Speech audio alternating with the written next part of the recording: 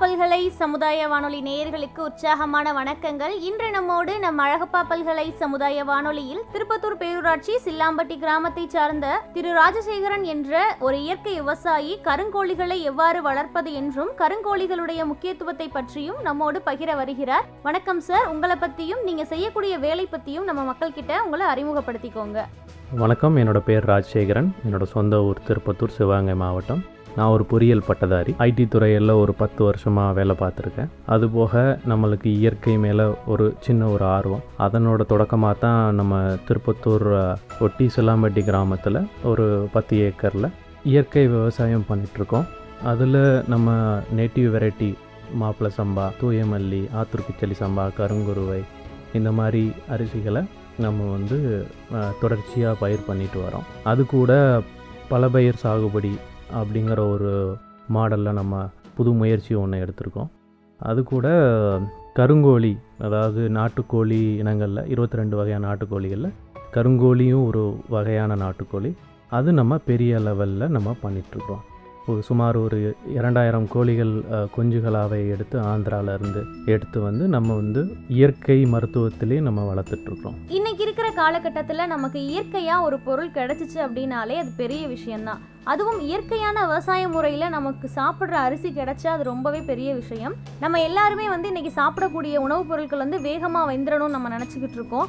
இப்போது நீங்கள் விளைவிக்கக்கூடிய இயற்கையான முறையில் விளைஞ்ச நெல்கள் எல்லாமே வேகமாக வேகக்கூடியது தானா? இதனோட மருத்துவ பயன்கள் பற்றி நமக்கு சமுதாய வானொலி நேயர்களிடம் சொல்லுங்கள். நீங்கள் இந்த விவசாயம் பண்ணுவதற்கான முக்கிய காரணம் என்ன? பெரும்பாலும் 1970க்கு அப்புறம் இந்த ஒரு மாற்றம் வந்தது. அதுக்கு முன்னாடி நம்ம முன்னோர்கள் அந்த நேட்டிவ் வெரைட்டி தான் யூஸ் பண்ணிட்டு இருந்தாங்க.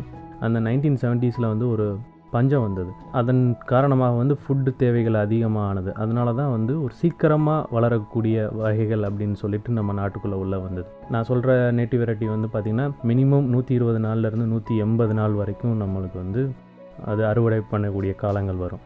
அப்படிங்கும்போது உணவு நம்மளுக்கு சீக்கிரமாக தேவை அப்படிங்கிறதுக்காண்டி தான் அந்த ஹைப்ரிட் வெரைட்டி அப்படிங்கிற மாதிரி விஷயங்கள் உள்ளே வந்தது.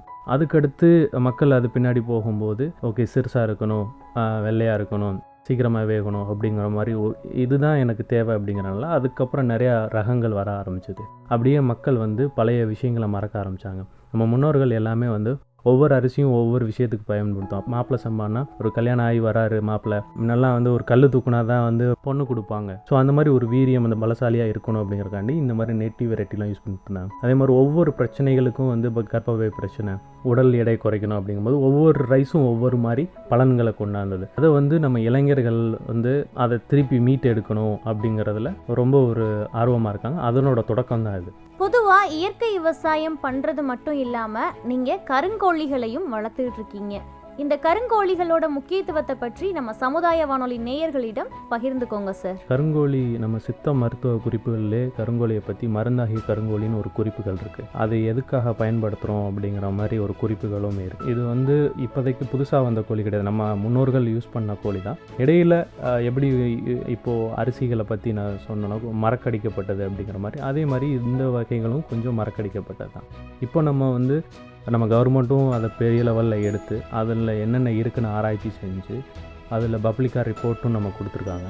அதனால இப்போது பல இடங்களில் இதை பிரபலமாக பேசப்படுது. அது மட்டும் இல்லாமல் நிறைய டாக்டர்ஸும் இதை பற்றி ரெக்கமெண்ட் பண்ணுறாங்க. இதில் நிறைய மருத்துவ குணங்கள் இருக்குது. அதனால தான் மக்களிடையே அதிகமான விழிப்புணர்வு இருக்குது. இன்றைக்கி இருக்க சமுதாய வலைதளங்களில் நீங்கள் போய் கருங்கோழி அப்படின்னு நீங்கள் சர்ச் பண்ணி பார்த்தீங்கன்னா உங்களுக்கு உடனே அதை பற்றின விஷயங்களை உங்களுக்கு தெரிய வருது. அதனால மக்களிடையும் ரொம்ப பிரபலமாக இருக்குது. இந்த கருங்கோழி பார்த்திங்கன்னா அதிக நாள் வாழக்கூடியது. அதுவும் இல்லாமல் ஹை ப்ரோட்டீன், லோ கொலஸ்ட்ரால் உள்ள ஒரு கறியாகவும் அதில் இருக்கிற முட்டைகள்லேயும் இருந்தும் நம்ம பார்க்கப்படுது. அதனால இது ரொம்ப பிரபலமாக இருக்குது. இப்போது மற்ற நாட்டுக்கோழி ரகங்களுக்கும் கருங்கோழிக்கும் உள்ள வித்தியாசம் என்ன சார்? கருங்கோழி டாப் டு பாட்டம், அதாவது மூக்கிலேருந்து டோ வரைக்குமே எண்ட் டு எண்ட் கருப்பாக தான் இருக்கும். அதனோட உள்கறியும் சரி, வெளியில் உள்ள தோலும் சரி, ஃப்ளஷ்ஷு நார்மல் நாட்டுக்கோழி மாதிரி கொஞ்சம் சிவப்பாக தான் இருக்கும். மற்ற எல்லா இடங்களுமே கருப்பாக தான் இருக்கும். ரத்தம் முதற்கொண்டு கருஞ்சிவப்பாக இருக்கும், கல்லீரல் கருஞ்சிவப்பாக இருக்கும். இதுதான் கம்ப்ளீட்டாக டிஃப்ரெண்ட். இது ஏன் கருப்பாக இருக்குதுன்னு பார்த்தீங்கன்னா அதில் மெலனின் அப்படிங்கிற ஒரு நிறமி அதிகமாக இருக்குது. இது வெண்குஷ்டம், நரம்பு தளர்ச்சி போன்ற விஷயங்களுக்கு இது இந்த மெலனின்ங்கிற ஒரு சத்து வந்து அதிக அளவில் வந்து பயன்படும். இந்த கருங்கோழியை யார் யாரெல்லாம் சாப்பிடலாம், யார் யாரெல்லாம் சாப்பிடக்கூடாது சார்? இந்த கோழி ஹை ப்ரோட்டீன் இருக்குது, 25% இதில் இருக்குது, plus low cholesterol less than 1% இருக்குது. சின்ன குழந்தைலேருந்து ஹார்ட் பிளாக் உள்ள பெரியவங்க வரைக்கும் இதை வந்து தாராளமாக எடுத்துக்கொள்ளலாம்.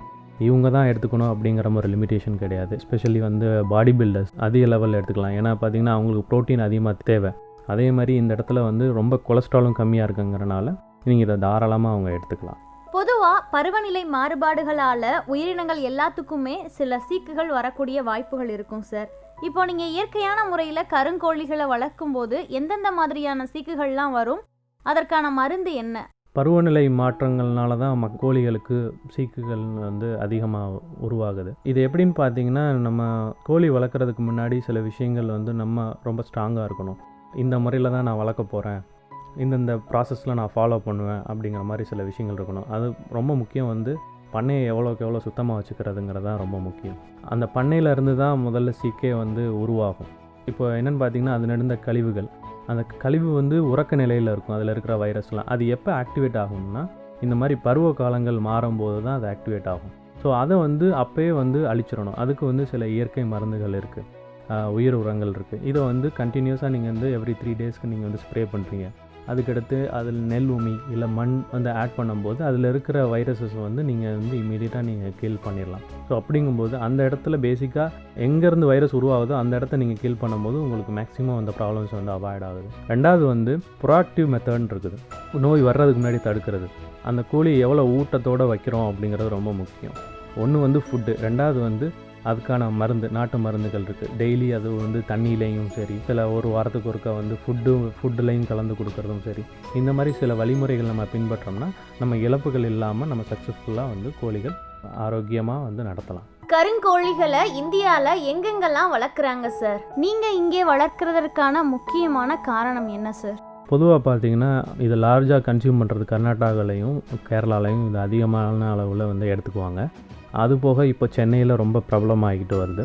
இப்போ இந்த இடத்துல வளர்க்குறதுக்கான காரணம் என்னன்னு பார்த்தீங்கன்னா, இந்த பக்கம் பின்தங்கிய மாவட்டங்கள் அப்படிங்க பார்க்கும்போது இந்த பக்கம் பண்ணைகள் வைத்தால் மட்டும்தான் வந்து இங்கே உள்ள மக்களை வந்து விழிப்புணர்வு கொடுக்க முடியும் அப்படிங்கிற ஒரே நோக்கத்தினால தான் இந்த பக்கம் நம்ம ஆரம்பிச்சிருக்கோம்.